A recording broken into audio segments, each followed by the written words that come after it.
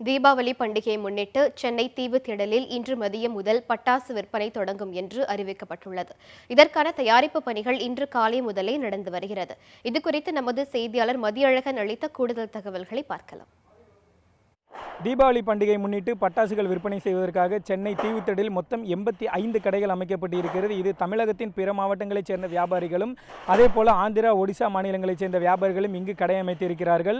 கடைகளின் பாதுகாப்பிற்காக மொத்தம் 10க்கும் மேற்பட்ட தீயணைப்பு வாகனங்கள் இங்கு நிறுத்தப்பட இருக்கிறது. மேலும் சிசிடிவி கேமராக்களும் பொருத்தப்பட்டு இருக்கின்றன. அதே போல கோபுரங்களும் அமைக்கப்பட்டு காவல்துறையினர் இங்கு பாதுகாப்பு பணியில் ஈடுபட இருக்கிறார்கள். மேலும் அரசு பிறப்பித்த பிற விதிமுறைகளையும் இங்கு பின்பற்றி வருவதாக வியாபாரிகள் தெரிவித்திருக்கிறார்கள்.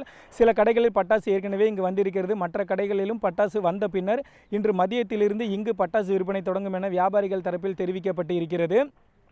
இன்று தொடங்கும் பட்டாசு விற்பனை தினமும் நடைபெற இருக்கிறது. தீபாவளி வரை தினமும் காலை 9:30 மணிக்கு தொடங்கும் பட்டாசு விற்பனை இரவு 11 மணி வரை நடைபெறும் என வியாபாரிகள் தரப்பில் தெரிவிக்கப்பட்டு இருக்கிறது. இந்த வருடம் பெரும் அச்சுறுத்தலாக விளங்கும் சீன பட்டாசுகளை தடுக்க அரசு சார்பில் பல்வேறு நடவடிக்கைகள் எடுக்கப்பட்டு வருகிறது. அதே போல இங்கும் சீன பட்டாசுகள் விற்பனை செய்யப்படுகிறதா என்று ஆய்வு செய்யப்படும் எனவும் கூறப்படுகிறது.